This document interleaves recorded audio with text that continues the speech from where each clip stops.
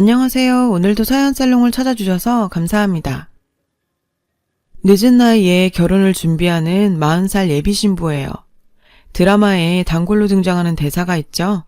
나이 차는 숫자에 불과하다. 솔직히 전 이 말 안 믿었어요. 나이 차이가 나면 당연히 세대 차이가 느껴질 거라고 생각했거든요. 근데 막상 제가 경험해보니 꼭 그렇지만은 않더라고요. 적어도 사랑하는 사이에는 말이죠. 제 남친은 저보다 나이가 어려요. 그렇다고 띠동갑까지는 아니고 7살 정도요. 남친이 7살 연하라고 하면 다들 이야, 능력 있네. 너 전생에 나라를 구했나 보다. 이러는데요. 아니, 그렇게 따지면 우리나라 남자 연예인들은 뭐 다들 나라 몇 개씩 구한 사람들이게요. 결혼 기사 뜨면 띠동갑 차이는 기본이고 20살 이상 차이 나는 어린 여자들이랑도 쉽게 결혼하니까요. 그뿐인가요? 남자가 한두 살 많은 경우엔 그냥 커플이라 부르면서 여자가 나이 많을 땐 굳이 연상녀 연하남이라고 콕 찍어서 밝히잖아요. 뭐 그렇다고 제가 남녀 평등을 위해서 연하남을 골랐다는 건 아니고요. 모르는 사람들은 나이 많은 여우가 순진한 어린 남자 홀렸다고 그러는데 그 반대예요. 사실 제가 모태솔로거든요. 그러니 당연히 만나면 연애 경험이 있는 남친이 리드를 하게 됐죠.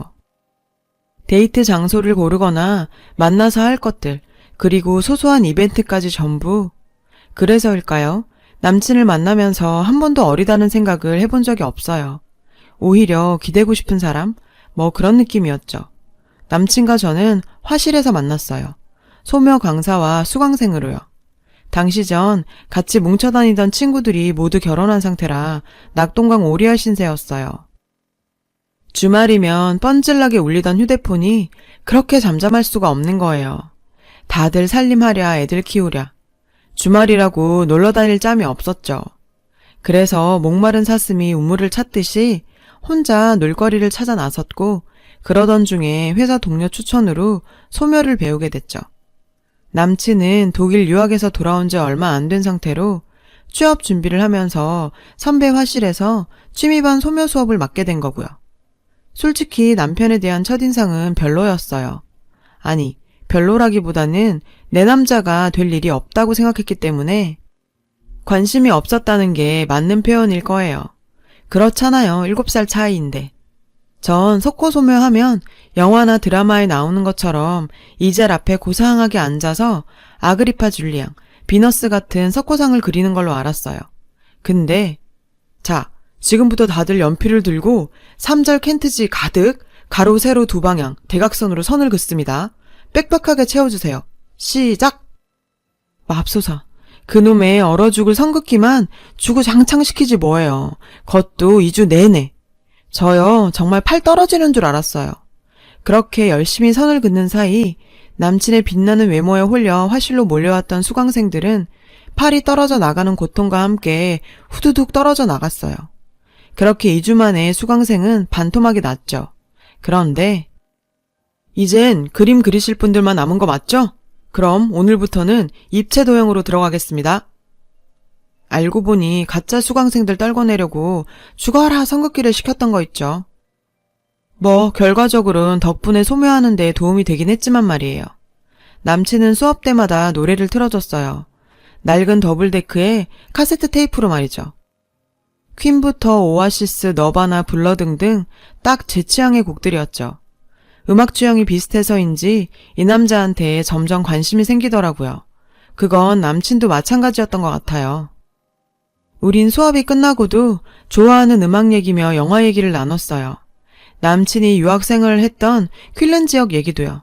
알고 보니 3년 전 12월 25일 우린 한 장소에 있었더라고요. 퀼른 대성당에서요. 당시 독일 출장 중이었던 저는 크리스마스 미사를 보려고 퀼른 대성당을 찾았었거든요. 그런데 남친도 마침 그때 그 성당에서 미사를 보고 있었던 거죠. 서로를 알아보지 못한 채 한 공간에 있었다니 기분이 묘했어요. 왠지 이렇게 만난 게 운명인 것도 같고 덕분에 우린 자연스럽게 가까워졌죠. 그렇다고 사귀는 건 아니고 수업이 끝나고 커피를 마시러 가거나 같이 밥 먹는 사이 정도? 처음이었어요. 남자랑 이렇게 자연스럽게 만나는 건. 이 나이 먹도록 남자를 사귀지 못했던 이유 중 하나가 다음 단계로 자연스럽게 넘어가지 못해서였거든요. 이렇게 마음이 잘 맞는 사람은 정말 처음이었어요.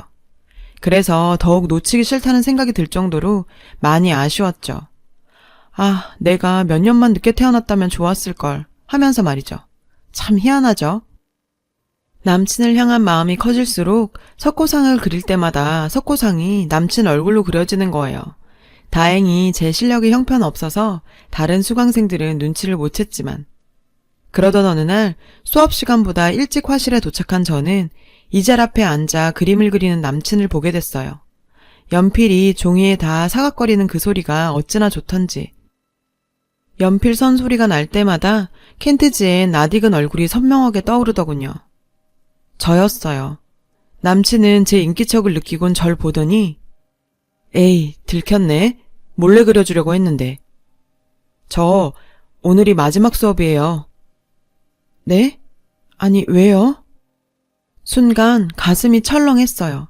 난생 처음 마음이 맞는 남자를 만났는데 이렇게 끝이 나게 되다니. 그렇다고 나보다 7살이나 어린 남자한테 먼저 대시를 하기도 그렇고 아쉬운 마음만 가득했죠. 남친은 가을 학기부터 대학에 강의를 나가게 됐다고 하더군요. 거기다 유학생활 중에 알게 된 친구들이랑 창업도 하게 됐다고요.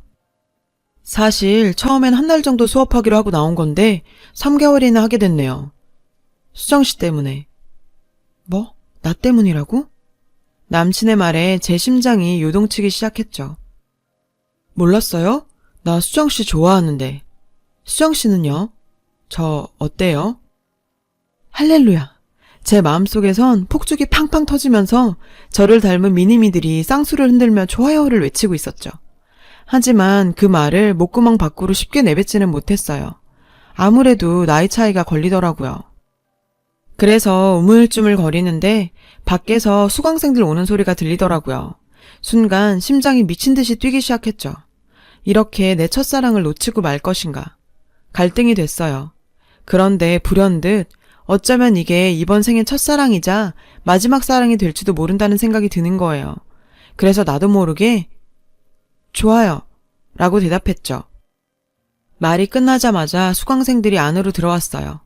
간당간당하게 세이프였죠. 그렇게 우린 사귀게 됐어요. 제 연애 소식에 친구들은 난리가 났어요. 축하해주면서도 한편으론 남친은 아이 때문에 걱정을 했죠. 혹시 제가 상처받게 되진 않을까 하는 눈치였어요. 저 역시 그런 생각을 안 했다면 거짓말이겠죠. 더군다나 남친이 여대에 강의를 나가게 되면서 더더욱. 그래서 초반엔 일부러 월차를 내고 남친 학교에 가기도 했어요. 일 때문에 근처에 왔다가 들린 것처럼. 그런 저를 남친은 무척 반가워했지만 대신 여학생들의 따가운 시선을 받아야 했죠. 사실 대학 강의는 돈이 되지는 않았어요. 교통비에 밥값 정도였으니까요. 그나마도 매 학기 자리가 있는 것도 아니고. 설상가상으로 남친이 친구들과 시작한 미디어 관련 사업도 생각만큼 잘 풀리지 않았어요. 그게 통해 인맥도 없고 이렇다 할 경력도 없었으니까요. 할 수 없이 전 조그맣게 사업을 하시는 아빠한테 도와달라 부탁을 했어요. 피부 관리샵을 운영하는 엄마한테도 남친 회사를 통해 지역 광고를 찍으라고 압력을 넣었고요. 이렇게 저렇게 제 부모님과 지인들의 도움으로 남친 회사는 그럭저럭 굴러가게 됐죠. 그렇게 2년간의 연애를 끝으로 우리는 결혼을 하기로 했습니다. 원래는 30 끝자락이던 해에 하려고 했는데 남친 회사 사정이 여의치 않아서 40살이 된 올해 하기로 했죠. 우리 집에선 제 나이가 나이인지라 반대는커녕 시댁에서 오케이만 떨어지면 바로 식을 올릴 기세였죠. 다행히 엄마 아빠 모두 남친을 마음에 들어 하셨어요. 드디어 시댁으로 인사 가는 날이 됐어요. 예비 시어머니께 남친 편에 스카프 선물을 보내드렸던 터라 가벼운 인사 선물 정도로 준비했죠. 전 화장을 시작했어요. 쬐끔이라도 더 어려 보이려고 발악을 하는 제 자신이 참 한심했지만 어쩔 수 없었죠. 아무래도 나이 때문에 걱정이던 저는 아침부터 장이 꼬이기 시작하더니 시댁에 도착할 때쯤엔 허리를 펴는 것도 힘들어졌어요. 남친은 많이 아프면 다른 날로 미루고 병원에 가자고 했지만 그럴 수는 없었죠. 첫 인사를 드리러 가는 날이니까요. 결국 근처 약국에 들러 약을 사 먹고서야 온전히 허리를 펼 수 있었어요. 그리곤 시댁 초인종을 눌렀죠. 누구세요? 인터폰을 통해 젊은 여자 목소리가 들렸어요. 분명히 남친한테는 형제가 없다고 들었는데 남친한테 물어볼까 하다가 일단 안으로 들어갔어요. 어서 와요. 오느라 힘들었죠? 예비 시어머니께선 딱 예의를 지키는 선에서 절 맞아주셨어요. 그런 어머님 옆엔 젊은 여자가 딱 붙어 있었죠. 마치 딸처럼요. 말끝마다 예비 시어머니를 엄마라고 부르면서 말이죠. 약 기운에 어떻게 지났는지 모르게 인사를 마치고 남친 집을 나섰어요. 차에 오르자마자 전 물었죠. 아까 그 여자 누구야? 아, 현주. 아는 동생이야. 아는 동생? 그날 더 집요하게 캐물었어야 했는데 제 몸 상태가 엉망이라 거기서 끝낸 게 제 실수였어요. 인사를 드리고 온 지 얼마 뒤 예비 시어머니께서 집으로 절 부르셨어요. 남친은 회사 일로 바빠서 저 혼자 갔죠. 그랬더니 얘기 들었겠지만 우리 쪽은 친척이 별로 없어서 예단비 많이 안 들 거다. 다른 집에 비하면 거저지. 참, 우리 현주 말이다. 얘는 내 친딸이나 진배 없는 애야. 그러니까 시누이 예단 챙긴다 생각하고 우리 현주 예단도 준비해오렴. 알겠지? 현주야, 내가 갖고 싶다는 가방이 넘버가 어떻게 되지? 전 잘못 들은 줄 알았어요. 아니, 남친 여동생도 아니고 그냥 아는 동생한테 예단을 해주라고요? 게다가 그 여자가 원하는 가방이라는 게 500이 넘는 샷땡백이더라고요. 아, 미친. 전 황당한 이 상황을 어떻게 처리해야 할지 몰라서 대충 말을 얼머부리고 나왔어요. 그리고 남친을 찾아갔죠. 자기야, 현주라는 그 여자 도대체 정체가 뭐야? 아니, 내가 왜 그 여자 예단까지 해와야 해? 그랬더니 남친 반응이 가관이었죠. 당연히 현주 예단도 해와야지. 엄마가 말 안 해? 현주는 우리 가족이나 마찬가지야. 가족이나 마찬가지지 진짜 가족은 아니잖아. 정확히 그 여자랑 어떤 관계야? 어? 그제야 남친은 기가 막힌 진실을 털어놨어요. 전 여친. 뭐? 순간 열이 확 올랐어요. 아니, 세상에 전 여친을 딸처럼 집에 두고 키우는 것도 모자라 며느리한테 전 여친 예단까지 해오라고요? 이거 미친 거 아니에요? 나 독일 유학가 있는 동안 현주가 우리 엄마 돌봐줬어. 솔직히 현주한텐 아무 감정 없지만 우리 엄마한테 해준 거 생각하면 내가 해줄 수 있는 건 다 해주고 싶어. 자기도 나 좀 이해해주면 안 될까? 순간 머릿속이 텅 비는 느낌이 들었어요. 화를 낼 기운도 없었죠. 그래서 지금은 몸이 안 좋으니까 나중에 얘기하자 하곤 집으로 돌아왔어요. 그리고 그날 밤 두통약을 먹고 막 자리에 누우려는데 낯선 번호로 전화가 왔어요. 저 현주예요. 기억하시죠? 전 여친이었죠. 오빠한테 얘기 들었다면서 많이 놀랐냐더군요. 꼴에 절 위로하는데 기가 차서 정말. 자기였어도 이런 상황이 이해 안 갈 거라나요? 그리곤 근데 언닌 연애 경험이 없어서 모르겠지만 개중 헤어진 연인들끼리 잘 지내는 사람도 많아요. 나이도 많으신 분이 그 정도는 이해하고 넘어갈 수 있는 거 아닌가? 솔직히 언니 나이에 오빠 같은 남자 어떻게 만나요? 그 나이에 선을 봐도 늑다리 아저씨나 후처자리가 고작이지. 어머, 미안해요. 언니 속상할까봐 위로한다는 게 제가 거짓말을 잘 못해서. 생각 같아선 당장 달려가서 머리채를 쥐어뜯고 싶었지만 그 정도로는 성이 찰 것 같지 않았어요. 그래서 일단 한 발 물러서기로 했죠. 현주씨, 내가 지금 몸이 안 좋아서 더 이상 통화를 못하겠어요. 이만 끊을게요. 전 전화를 끊었어요. 기다렸다는 듯 눈물이 쏟아져 내렸죠. 너무 화가 나서 어걱거리며 한참을 울었어요. 남친과 남친 엄마, 전 여친까지 모조리 밟아버리고 싶었어요.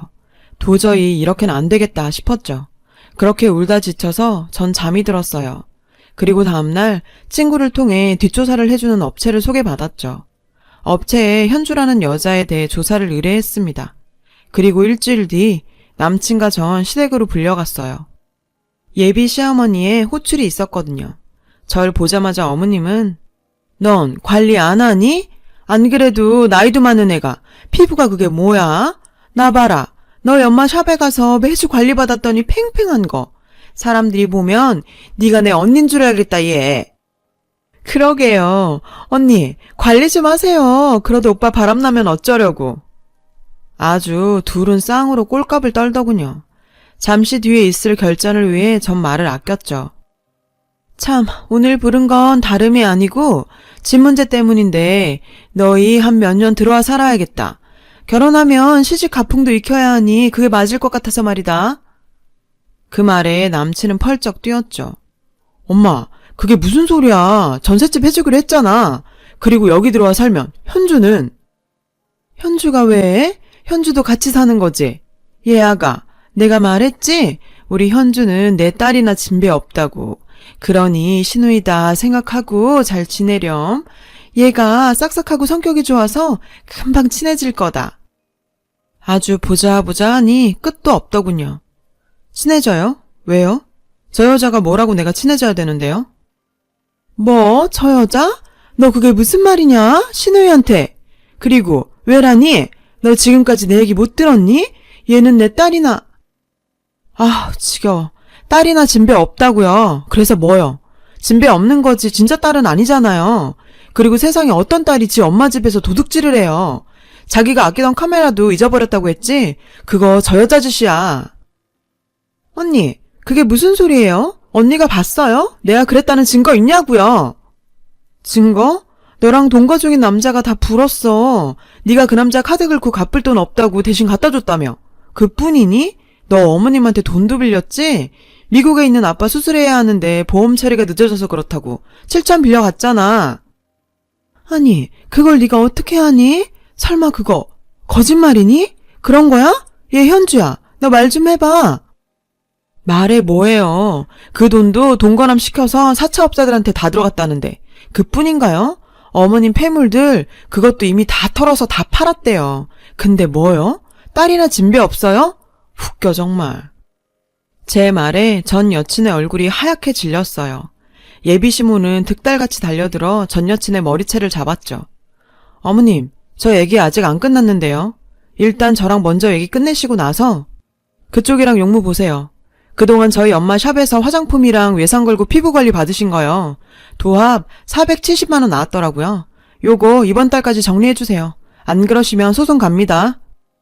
얘 아가, 무슨 소리냐? 너 그러고도 내 며느리로 살 수 있을 것 같니? 흥분해서 시어머니 목소리도 갈라지더군요. 누가 당신 며느리로 살겠대요? 세상 어떤 미친년이 전 여친 끼고 살겠다는 시어머니를 모셔요. 택도 없는 소리 마세요. 누울 때를 보고 다리를 뻗으랬다고 이 정도 얘기 들으면 아, 이번 혼사는 여기서 끝이구나 하는 생각 안 드세요? 제 말에 남친은 펄펄 뛰더군요. 이게 다 엄마 때문이라고 말이에요. 그리고 자기야, 정신 차려. 내가 자기 엄마 때문에 이러겠어? 자기 엄마야. 안 보고 살면 그만이지. 근데 개념 없는 남편은 어떻게 데리고 사니? 남편을 안 보고 살 수도 없고. 우리 결혼 파토난 건 어디까지나 너 때문이야. 전 여친 정리 제대로 못하고 맺고 끊는 걸 못한 네 탓이라고. 그리고 너도 마찬가지야. 그동안 직원들 월급이며 돈 필요할 때마다 빌려간 돈 그거 이번 달 안에 정리해줘. 사랑이 끝나면 채무관계도 깔끔하게 끝내는 게 인지상정 아니겠어? 자기야, 미안해. 내가 죽을 죄를 졌어. 이번 한 번만 용서해주면 안 돼? 내가 평생 자기한테 잘할게. 응? 됐고. 이봐, 전 여친. 나 이 남자한테 정 떨어졌거든. 그러니까 이 남자 너 가져라. 전 제 할 말만 하곤 그 집을 나왔어요. 제가 나온 뒤 안에서는 세 사람이 뒤엉켜 싸우는 소리가 들리더군요. 그 후로도 한동안 남친과 예비 시어머니한테 끈질기게 전화가 왔어요. 한 달 기한 내에 돈을 갚지 않아서 제가 형사 고발을 했거든요. 참, 전 여친은 결국 경찰에 절도죄로 넘어갔다고 하더군요. 딸이나 진배 없다더니 무슨 엄마가 지 딸을 경찰에 넘긴대요. 전 모든 걸 훌훌 털고 여행 다녀오려고 합니다. 혼자 잘 즐길 수 있는 인생을 살아보려고요. 결혼? 그거 안 하면 어때요? 굳이 이런 인간들이랑 꾸역꾸역 얽혀 살면서까지 결혼을 하고 싶은 생각은 없으니까요. 인연이 되고 상황이 되면 하는 거겠죠. 쓰고 나니 뭔가 정말 훌훌 털리는 것 같네요. 제 긴 사연을 들어주셔서 감사합니다. 여러분도 행복하시길 바래요. 여러분, 사연 댓글에 응원과 현명한 조언 부탁드려요. 좋아요와 구독은 저에게 큰 힘이 됩니다. 오늘도 좋은 일 가득하세요.